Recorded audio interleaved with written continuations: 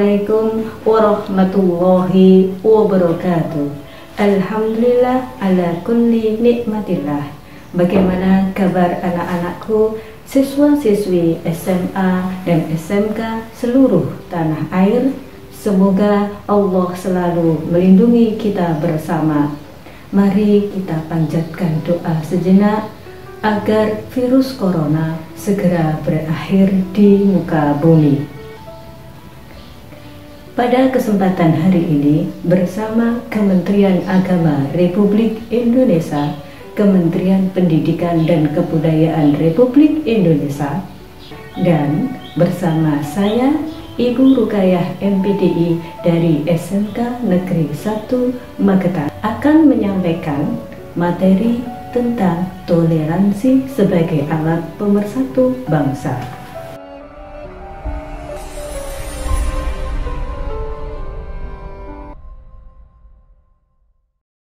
Toleransi sangat penting ketika kita hidup di masyarakat, baik toleransi dalam ucapan maupun toleransi dalam tingkah laku. Toleransi adalah awal menerima perbedaan, karena perbedaan itu bukan hal yang salah.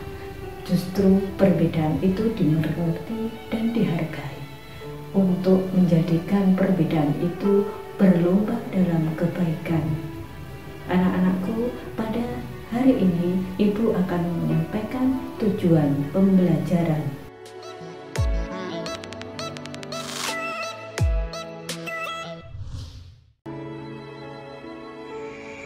Tujuan pembelajaran, peserta didik diharapkan dapat menganalisis dan menyajikan keterkaitan antara sikap toleransi sesuai Quran Surat Yunus surat ke-10 ayat 40 sampai dengan 41 serta hadis yang terkait, meyakini dan mampu mengamalkan perilaku-perilaku toleran dalam kehidupan sehari-hari melalui metode discovery learning, demonstrasi, video komen, dan kuis interaktif dengan baik.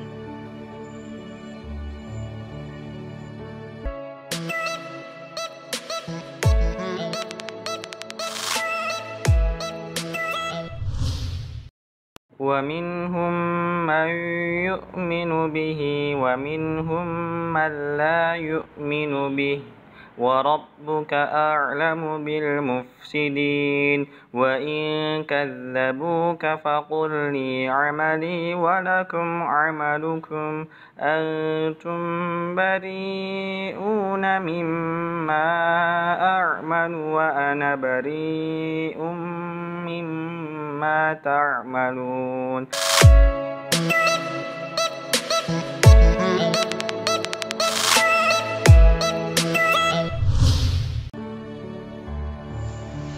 Anak-anak, sekarang kita akan mengidentifikasi hukum bacaan Quran Surat Yunus ayat 40 sampai dengan 41. Yang pertama adalah وَمِنْهُمْ مَنْ, mim sukun bertemu dengan mim, hukum bacaannya adalah idgham mimi. Cara membacanya ditahan 2 harokat. وَمِنْهُمْ مَنْ, coba Anda praktekkan bersama dengan Ibu. وَمِنْهُمْ مَنْ. Yang kedua adalah مَيُؤْمِنُ, nun sukun bertemu dengan ya. Hukum bacaannya adalah idgham bi gunnah. Cara membacanya ditahan 2 harokat atau 2 ketukan. مَيُؤْمِنُ. Yang ketiga adalah man la yu'minu, nun sukun bertemu dengan lam. Hukum bacaannya adalah idgham bila gunnah. Cara membacanya tanpa mendengung. Kita praktekkan bersama-sama. Man la yu'minu. Yang keempat adalah fakulli. Hukum bacaannya adalah idgham mutama filain. cara membacanya didengungkan 2 harokat. Fakulli. Yang terakhir adalah mimma ta'malun. Fathah, di depannya ada alif. Hukum bacaannya adalah mad asli atau mad tabi'i. Cara membacanya 1 alif atau 2 harokat. Mimma ta'malun. Baik, anak-anak, setelah kita mempelajari sebagian dari Quran Surat Yunus ayat 40 sampai dengan 41, kita akan mengupas dan menganalisis apa itu idgham mimi, idgham bihunnah, idgham bilahunnah, idgham mutamathilan, dan apa itu mad tabi'i.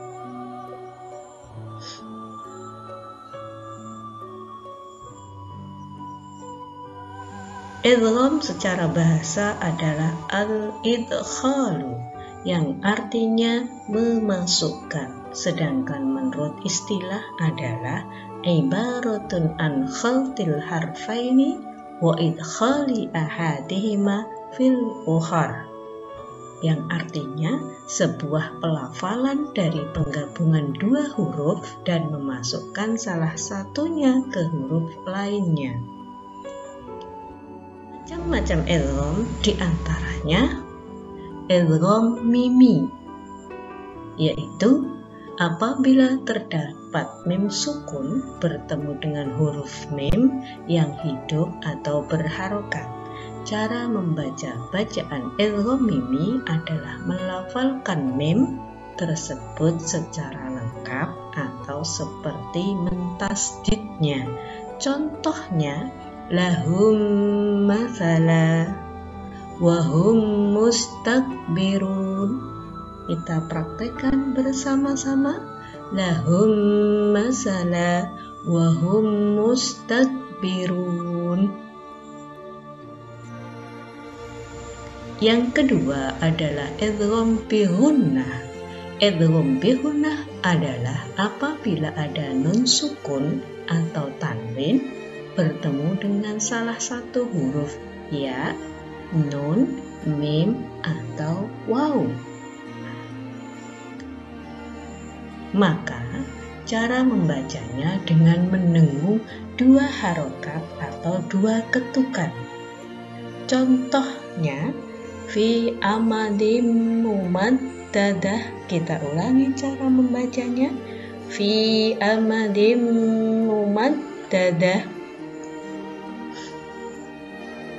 Baik, kita lanjutkan. Yang ketiga adalah idgham bilahunnah. Idgham bilahunnah apabila ada nun sukun atau tanwin bertemu dengan lam atau ro, maka dibaca dengan tanpa mendengung. Contoh, man lam. Kita ulangi, man lam.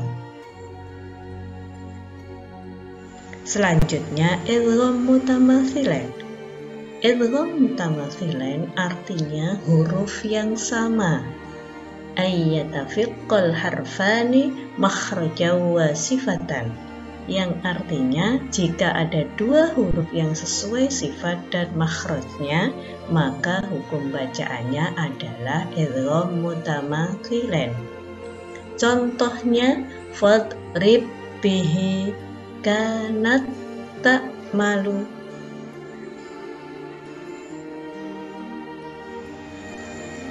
Ingat bahwa tidak semua huruf-huruf hijaiyah mati bertemu dengan huruf hijaiyah yang sama di lain kalimat disebut idgham mutamathilan. Ada 2 hal yang tidak termasuk, yaitu amanu wa amilu mad tabi'i dan waqaf saktah ma aghna anni maliyah. Yang terakhir yang kita bahas pada pertemuan kali ini adalah mad tabi'i atau mad asli. Mad tabi'i adalah apabila ada huruf hijaiyah yang berharokat fathah bertemu dengan alif. Huruf hijaiyah yang berharokat kasroh bertemu dengan ya sukun, dan huruf hijaiyah yang berharokat dhammah bertemu dengan wawu sukun. Cara membacanya 1 alif atau 2 harokat.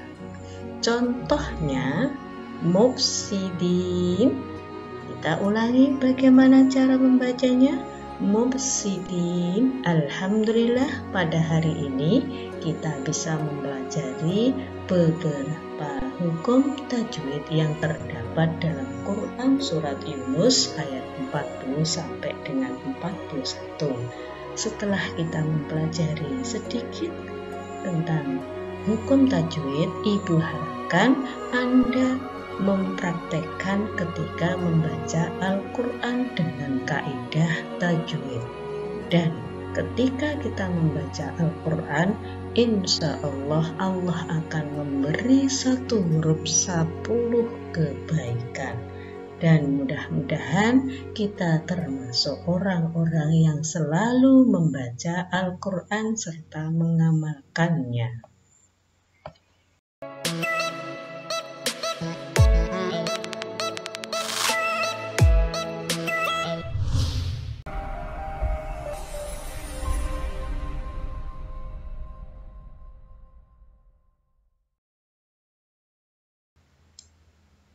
وَمِنْهُمْ مَنْ يُؤْمِنُ بِهِ وَمِنْهُمْ مَنْ لَا يُؤْمِنُ بِهِ وَرَبُّكَ أَعْلَمُ بِالْمُفْسِدِينَ وَإِنْ كَذَّبُوكَ فَقُلْ لِي عَمَلِي وَلَكُمْ عَمَلُكُمْ أَنْتُمْ بَرِيئُونَ مِمَّا أَعْمَلُ وَأَنَا بَرِيءٌ مِمَّا تَعْمَلُونَ.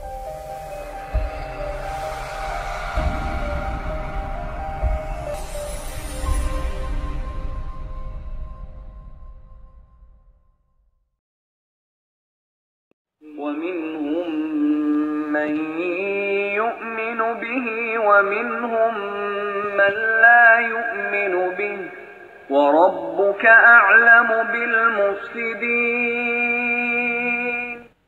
وإن كذبوك فقل لي عملي ولكم عملكم أنتم بريئون مما أعمل وأنا بريء مما تعملون.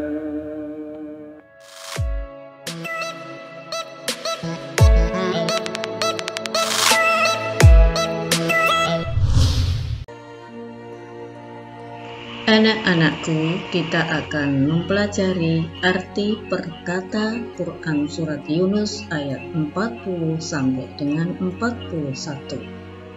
Wa minhum artinya adalah dan di antara mereka may yu'minu, ada orang yang beriman bihi kepada Al-Quran, man la yu'minu yang artinya ada orang yang tidak beriman.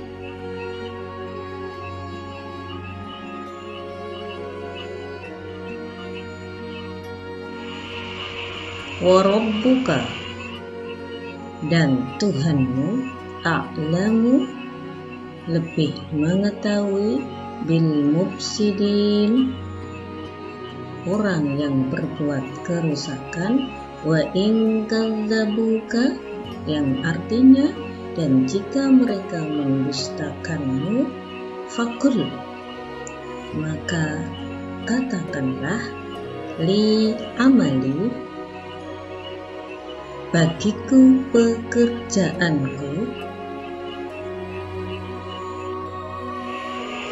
walakum amalukum dan bagimu pekerjaanmu, antum bari'una yang artinya kamu tidak bertanggung jawab, mimma a'malu dari apa yang aku kerjakan, wa ana bariun, dan aku tidak bertanggung jawab, mimma ta'malun, dari apa yang kamu kerjakan.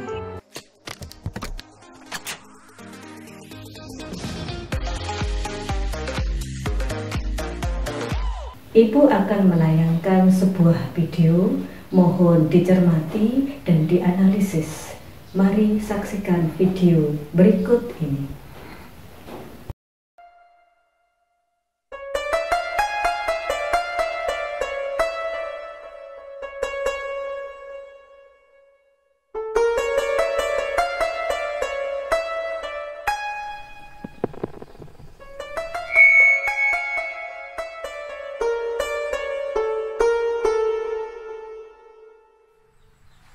Volume mic-nya dikecilkan ya, karena tetangga kita sedang melaksanakan ibadah Nabi.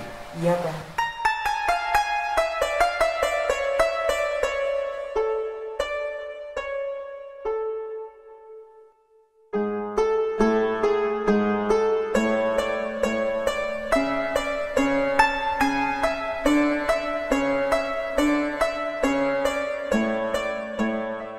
Setelah Anda menyaksikan tayangan tersebut, siapkan 1 lembar kertas. Kemudian, anak-anak menganalisis dan memberikan komentar tentang video tersebut dikaitkan dengan Quran Surat Yunus ayat 40 sampai dengan 41.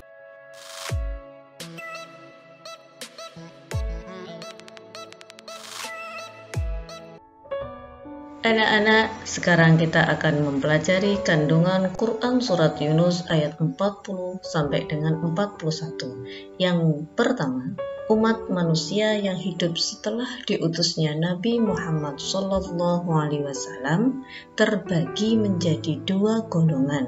Ada umat yang beriman terhadap kebenaran kerasulan dan kitab suci yang disampaikannya, dan ada pula golongan orang yang mendustakan kerasulan Nabi Muhammad SAW dan tidak beriman kepada Al-Quran. Yang kedua, Allah Subhanahu wa Ta'ala Maha mengetahui sikap dan perilaku orang-orang beriman yang selama hidup di dunia senantiasa bertakwa kepadanya. Begitu juga orang kafir yang tidak beriman kepadanya. Yang ketiga, orang beriman harus tegas dan berpendirian teguh atas keyakinannya. Ia tegar meskipun hidup di tengah-tengah orang yang berbeda keyakinan dengan dirinya.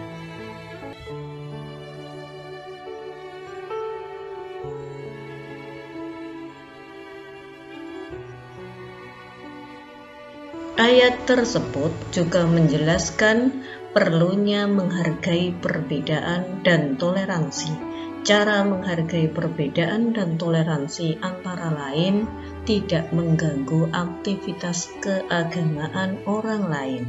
Rasulullah SAW bersabda, An Abdullah bin Umar radhiyallahu anhu qala Rasulullah sallallahu alaihi wasallam, khairul ashabi indallahi khairuhum li sahibihi wa khairul jirani indallahi khairuhum li jarihi, rawahu at-Tirmidzi.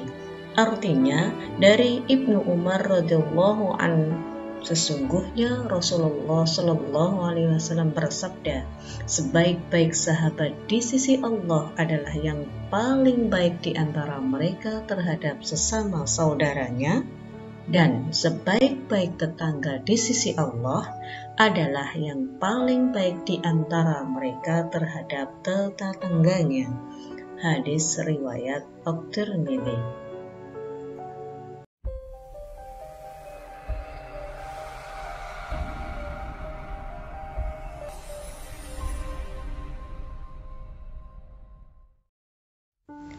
Yuk kita simak kisah berikut. Al-Kisah Ali bin Abi Thalib hendak pergi ke masjid dengan buru-buru karena takut tertinggal sholat subuh berjamaah. Di tengah perjalanan, ia bertemu seorang kakek yang sedang berjalan pelan di depannya. Sang kakek berjalan sangat lambat di sebuah gang yang sempit. Demi memuliakan dan menghormati kakek tua itu, Ali bin Abi Thalib tidak mau mendahuluinya, meskipun terdengar di masjid sudah iqamah. Ketika sampai di dekat pintu masjid, si kakek tua itu justru berjalan terus saja. Ternyata kakek tua itu beragama Nasrani. Ali buru-buru masuk ke masjid. Ajaibnya, ia mendapati Rasulullah SAW dan para jamaahnya masih melakukan rukuk. Ali pun ikut rukuk sampai selesai, sehingga Ali bin Abi Thalib ikut berjamaah dengan sempurna. Sehabis sholat, para sahabat bertanya, "Wahai Rasulullah, mengapa tadi rukuknya lama sekali, padahal Anda belum pernah melakukan hal itu sebelumnya?" Rasulullah SAW menjawab, "Tadi Jibril datang dan meletakkan sayapnya di atas punggungku dan menahannya lama. Ketika ia melepaskan sayapnya, barulah saya bangun dari rukuk." Para sahabat bertanya, "Mengapa Jibril melakukan itu?" "Aku tidak menanyakan kepada Jibril," jelas Rasulullah. Lalu Jibril datang dan menjelaskan, "Hai Muhammad, tadi Ali tergesa-gesa ingin melaksanakan sholat berjamaah. Akan tetapi di tengah perjalanan ada seorang kakek dan ia tidak mau mendahulunya karena sangat menghormati orang lain meskipun ia Nasrani."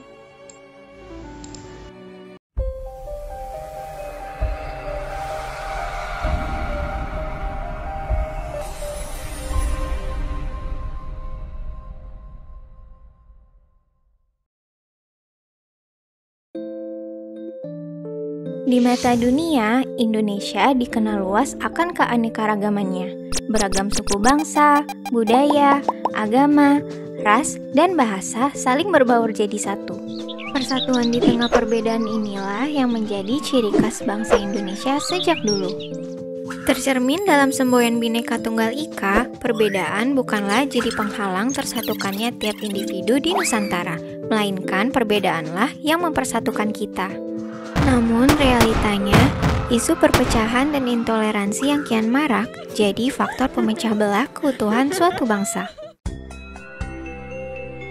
Belakangan ini, negeri kita tercinta dihantam berbagai permasalahan internal, terutama soal integrasi nasional. Kurangnya sikap toleransi jadi pemercik utama rusaknya kerukunan antar sesama. Beragam tindakan-tindakan negatif, mulai dari penyebaran pesan intoleran, isu berbau rasisme, hingga ujaran kebencian kian berkembang pesat di sekitaran masyarakat. Akibatnya, berbagai konflik internal pun muncul, dan hal tersebut lantas memicu terjadinya pergesekan antara kelompok mayoritas kepada minoritas. Sikap merasa paling benar dan main hakim sendiri, lambat laun berujung pada tindakan kekerasan dan vandalisme. Bayangkan jika seandainya posisi kita berada di lingkaran minoritas, besar kemungkinan bisa saja kita diperlakukan secara diskriminatif. Pada dasarnya, intoleransi tidak hanya terbatas pada sikap membenci perbedaan pandangan pribadi saja.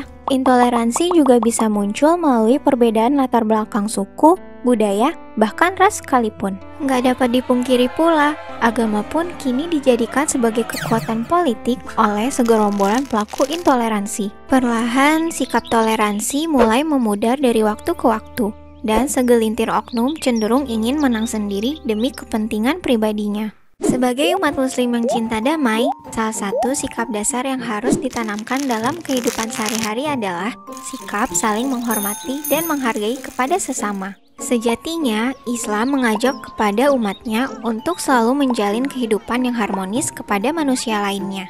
Dan Islam juga sangat menjunjung tinggi keadilan bagi siapa saja tanpa memandang apapun latar belakangnya.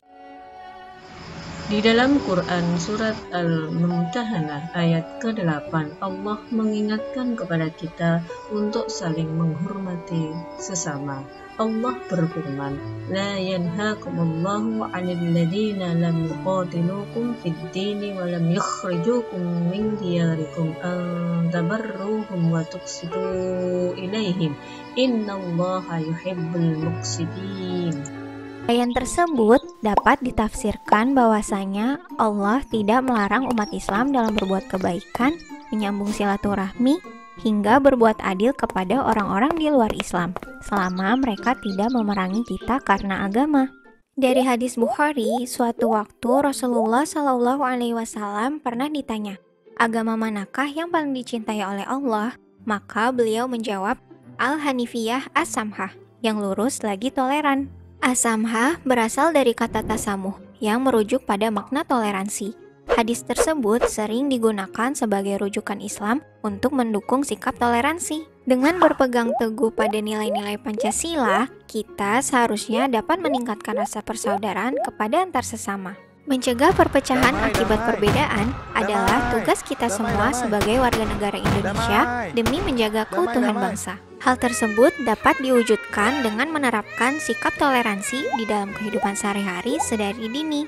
Hal-hal sederhana seperti membimbing anak-anak untuk menghormati pendapat orang lain, hingga mengajarkan mereka untuk tidak mendiskriminasi suku, agama, dan ras dalam pergaulan adalah sebagian contoh sikap toleransi. Selain itu, kita juga bisa memulainya dengan membuka pikiran untuk lebih saling menghargai dan menerima perbedaan yang ada.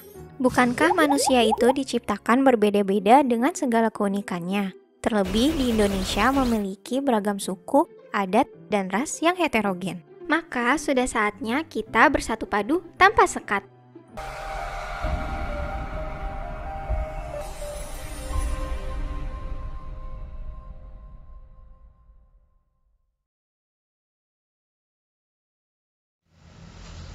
Anak-anak, evaluasi atau tugas yang Ibu berikan nanti bisa dikumpulkan dengan Bapak Ibu guru masing-masing. Yang pertama adalah bisa mendemonstrasikan hafalan Quran surat Yunus ayat 40 sampai dengan 41 beserta artinya.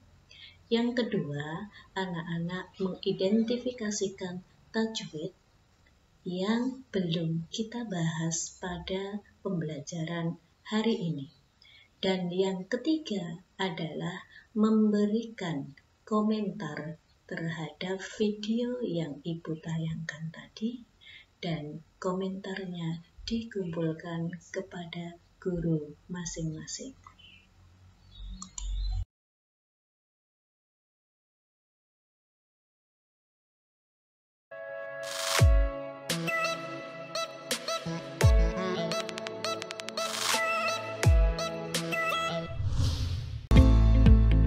Virus corona memang begitu mudah menular dan menyebar. Setiap kita bisa ikut mencegah dan mengurangi penyebarannya melalui social distancing. Apakah social distancing? Social distancing adalah tindakan untuk mengurangi kontak dengan orang lain dan menghindari melakukan kegiatan di keramaian. Bagaimana bentuk social distancing yang perlu dilakukan? Beberapa anjuran utama antara lain, menghindari keramaian, misalnya situasi, kegiatan, atau acara besar yang dihadiri orang banyak dan berdesakan. Mengurangi menggunakan transportasi publik dan belajar atau bekerja di rumah untuk sementara waktu. Bagaimana bila tidak memungkinkan melakukan social distancing? Dalam semua keterbatasan, kita semua tetap dapat melakukan social distancing walaupun terpaksa berkegiatan di luar rumah. Siapapun yang baru datang dari negara terpapar COVID-19 atau bila kita menunjukkan gejala sakit, disarankan untuk tidak keluar rumah selama 14 hari atau self-quarantine, atau segera cari bantuan medis.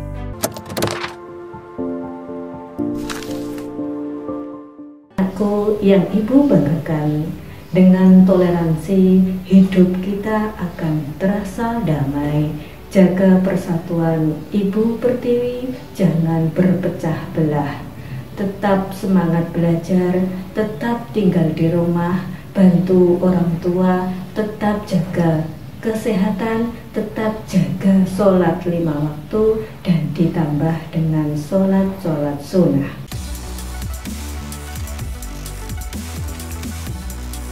NKRI harga mati, NKRI selalu di kalbu. Mohon maaf atas segala kesalahan. Billahi taufik wal hidayah. Wassalamualaikum warahmatullahi wabarakatuh.